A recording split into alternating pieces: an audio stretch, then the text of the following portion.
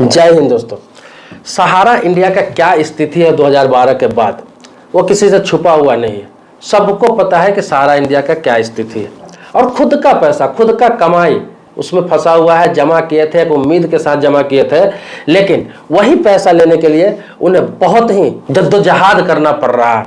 मतलब मिल ही नहीं रहा है। कभी कोर्ट के ऑर्डर का वो उम्मीद लगाते हैं, कभी सीआरसीएस का उम्मीद लगाते हैं, कभी सेबी का उम्मीद लगाते हैं कि कहीं से पैसा मिल जाए। अभी हाल ही में आपने देखा होगा कि बहुत सारे लोगों से अप्लाई भी कराया गया कि सीआरसीएस की तरफ से पैसा दिया जाएगा। उन्होंने पोर्टल पर अप्लाई भी किया कि 10-10 हज़ार रुपया दिया जाएगा, जिनका लाख रुपया भी है, 50 हज़ार रुपया भी है, 2 लाख भी है, 10-10 हज़ार रुपया दिया जाएगा और उसके बाद फिर धीरे धीरे करके सारी पेमेंट उसको मिल जाएगी। अब देखिए, जो व्यक्ति खुद का पैसा 5 साल हो, 10 साल हो, 2 साल हो, 3 साल हो जमा किया और अपने पैसे लेने के लिए 10 साल से इंतजार कर रहा है, 5 साल से इंतजार कर रहा है, 12 साल से इंतजार कर रहा है और वो पैसा अभी भी उम्मीद नहीं कि कब मिलेगा, कब तक पूरा पेमेंट होगा या नहीं होगा। आपको बता दूं कि बहुत सारे लोग अब ये सब चीजें निगेटिव हो गए हुए हैं। अब कोई भी इंसान कहीं भी पैसा जमा करना नहीं चाहता है। अगर कहीं करना भी चाहता है तो फूंक फूंक के कदम रखता है। मेरे कमेंट बॉक्स में, मैंने सहारा इंडिया पर जो वीडियो बनाया था उस पर कमेंट बॉक्स में बहुत सारे लोगों ने यह सवाल किया कि सहारा इंडिया में चलो डूब गया पैसा, चलो माने कि मिलेगा या नहीं मिलेगा, उम्मीद कर लेते हैं या नहीं करते हैं, लेकिन आगे कौन सा ऑप्शन है जहां पे पैसा रखा जाए। सहारा इंडिया तो एक ऑप्शन था, उस समय तो कोई ऑप्शन लोगों के पास नहीं था और लोगों के साथ धोखा हो गया। लेकिन अब कौन सा ऑप्शन है जहां पे पैसा रखा जाए, सुरक्षित हो, सरकार उसकी गारंटी ले, इस तरह के हालात नहीं हो। क्योंकि न्यू जनरेशन के लिए तो कोई ना कोई ऑप्शन चाहिए, कोई ना कोई प्लेटफॉर्म चाहिए। क्योंकि पुराने लोग तो भाई सहारा इंडिया में रखे और आज तक भुगत रहे हैं। मैं ये नहीं कह रहा हूं कि पैसा मिलेगा या फिर मैं ये नहीं कह रहा हूं कि पैसा नहीं मिलेगा, क्योंकि ये आज भी संशय बना हुआ है सहारा इंडिया को लेकर। तो दोस्तों, मैं आपको बता रहा हूं किस संस्था में आप पैसा रखेंगे तो आपका पैसा सबसे ज्यादा सुरक्षित रहेगा आज के डेट में, और सरकार इसकी गारंटी लेगी और इंटरेस्ट भी अच्छा मिलेगा और बेफिक्र होकर आप जिंदगी जी सकते हैं। आगे बढ़ने से पहले दोस्तों रिक्वेस्ट करूंगा, वीडियो को लाइक कीजिए। मन में कोई भी सवाल प्रश्न आएगा तो कमेंट बॉक्स में लिखेंगे, आपके टॉपिक पर भी वीडियो बनाऊंगा। देखिए, जो ऑप्शन मैं आपको बता रहा हूं या फिर बताने जा रहा हूं, ये ऑप्शन आज का नहीं है। वो सहारा इंडिया जिस समय साथ था, जिस समय पैदा हुआ, उससे पहले भी ये ऑप्शन था और आज भी है। लेकिन पता नहीं लोग इस ऑप्शन का क्यों उपयोग नहीं कर रहे। मैं बता रहा हूं आपको पोस्ट ऑफिस के बारे में। पोस्ट ऑफिस जो सरकार की डायरेक्ट संस्था है और आज के डेट में वो पूर्ण रूप से बैंकिंग हो गई हुई है। मतलब बैंक में जितना सुविधा मिलता है, बैंक में जितना भी चीज आपको मिलता है, सारा चीज आपको पोस्ट ऑफिस में मिल रहा है। मैं आपको बता दूं, एटीएम कार्ड भी है बैंक का, आपको पासबुक भी मिल जाता है, वहां से इंटरनेट बैंकिंग भी है, वहां से भी मोबाइल बैंकिंग है, वहां से भी चेकबुक आपको मिल रहा है, सारी सुविधाएं मिल रही। लेकिन मैं आपको बता रहा हूं आरडी के बारे में, जिसे रेकरिंग डिपॉजिट कहते हैं। ये 5 साल पहले भी था, 10 साल पहले भी था।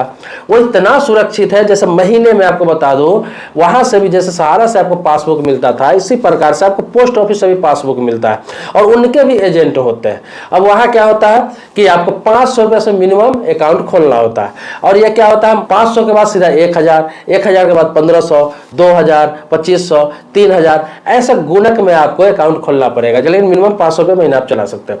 अब ये क्या है, इसमें क्या है कि आपको एक पासबुक मिल जाता है। ये 5 सालों के लिए होता है, 5 साल से ऊपर का भी होता है। ये पासबुक एक मिल जाता है और इसमें आप पैसा हर महीने 500 हो, 1000 हो, 1500 हो, 2000 हो, जो भी आप जमा करते हैं, जितना का आप खाता लेते हैं, ये पूर्ण रूप से सुरक्षित होता है और ये बिल्कुल डायरेक्ट सरकार की संस्था है। सरकार इसकी गारंटी लेती है और एक यही संस्था जन्मों जन्म तक आपका पैसा इसमें डूबने का नहीं है, क्योंकि सरकार डायरेक्ट इसकी गारंटी लेती है और सरकार की ही संस्था है। सरकार का नजर डायरेक्ट इस पर रहता है, तो ये एक बिल्कुल सुरक्षित संस्था है। लेकिन लोग इस पर आज भी भागते हैं, लोग भरोसा नहीं करते। आप पोस्ट ऑफिस में जाइए, वहां रेकरिंग डिपॉजिट लीजिए, आरडी का खाता खुलवाइए, आपको एक पासबुक मिल जाता है। हर महीने वहां एजेंट के द्वारा आप पैसा जमा करेंगे, आपको पासबुक को चढ़ा दिया जाता है, आपको रिसिप्ट दे दिया जाता है। उसे ऑनलाइन भी आप जानकारी चाहते हैं तो ऑनलाइन भी उसे चेक कर सकते हैं, अपना देख सकते हैं कि मेरा पैसा जमा हुआ या नहीं हुआ। आपके मोबाइल पर यहाँ तक कि मैसेज आ जाता है, आपका एजेंट जब पैसा जमा करता है आपके मोबाइल पर मैसेज आ जाता है। आपको रसीद ना भी मिलता है, रिसिप्ट एजेंट ना भी देता है तो भी कोई दिक्कत नहीं है। 5 साल के बाद उस पैसा को निकालेंगे, बहुत अच्छा खासा इंटरेस्ट रेट आपको वहां मिल जाता है। आपको बता दो कि 6% से लेकर 8%, 10% तक आपको एनुअल वहां इंटरेस्ट मिल जाता है। और इसमें ऑप्शन क्या होता है, इसमें सबसे अच्छा ऑप्शन होता है कि 5 साल का ये खाता आप खुलवा लेते हैं, लेकिन आपको 3 साल में पैसे की जरूरत पड़ गई, 4 साल में पैसे की जरूरत पड़ गई, तो आप उसी पासबुक पर पोस्ट ऑफिस से ही लोन ले सकते हैं। आपका जो पैसा रहेगा उसका 75% तक आपको लोन मिल जाता है और आपका खाता भी चलता रहेगा। आपका जो इंटरेस्ट मिलना है वो मिलेगा, जो भी मिलता है मिलता रहेगा और 5 साल बाद आपकी मैच्योरिटी भी हो जाएगी। आप बीच में लोन ले सकते हैं, उसका अलग से आपका EMI बना दिया जाता है, आप धीरे धीरे करके जमा कर सकते हैं उसको आसानी से। तो ये सारा भी ऑप्शन रहता है। इतना सब कुछ रहने के बाद, इतना सुविधा रहने के बाद भी लोग पोस्ट ऑफिस पर आज भी भरोसा नहीं करते हैं। बहुत सारे लोग बोले कि सहारा इंडिया का विकल्प क्या है, किसमें पैसा लगाया जाए। तो मैं आपको बता दूं, पोस्ट ऑफिस सहारा इंडिया का विकल्प नहीं है। पोस्ट ऑफिस सहारा इंडिया से पहले की संस्था। हाँ, पहले है कि पैसे जमा नहीं होते थे, इसमें बहुत सारी स्कीम नहीं थी, क्योंकि पहले पोस्ट ऑफिस काम करता था, चिट्ठी पहुंचाने का काम करता था, स्पीड पोस्ट का काम करता था। लेकिन आज के डेट में क्या बताऊं कि पूर्ण रूप से ये बैंकिंग हो गई है।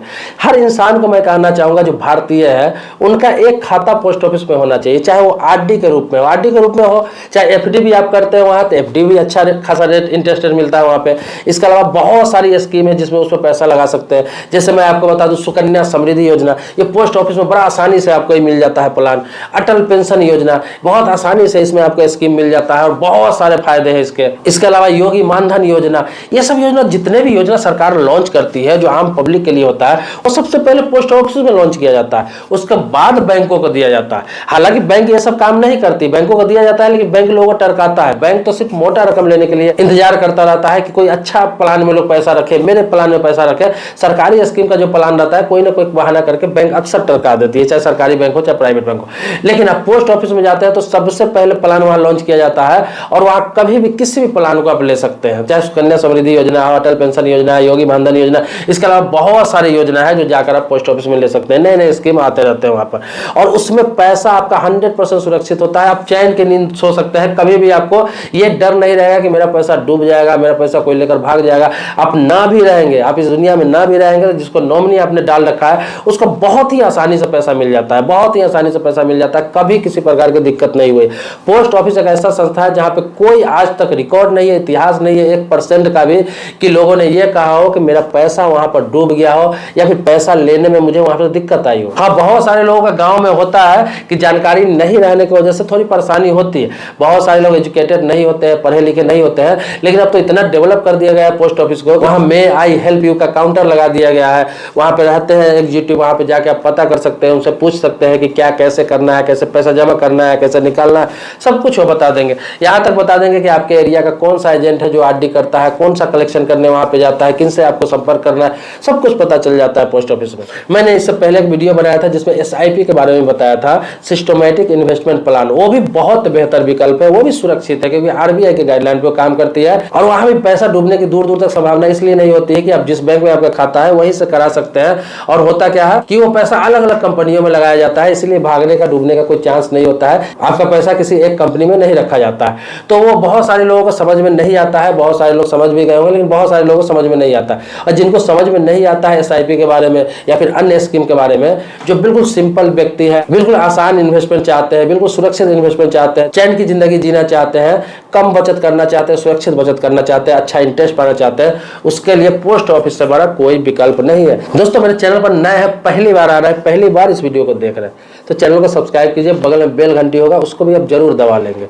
लेकिन पुराने सब्सक्राइबर है तो इसके लिए कोटि कोटि धन्यवाद देता हूं, आभारी हूं आपका। मिलते हैं नेक्स्ट वीडियो में एक नए मुद्दे के साथ, तब तक के लिए शुक्रिया, धन्यवाद, जय हिंद दोस्तों।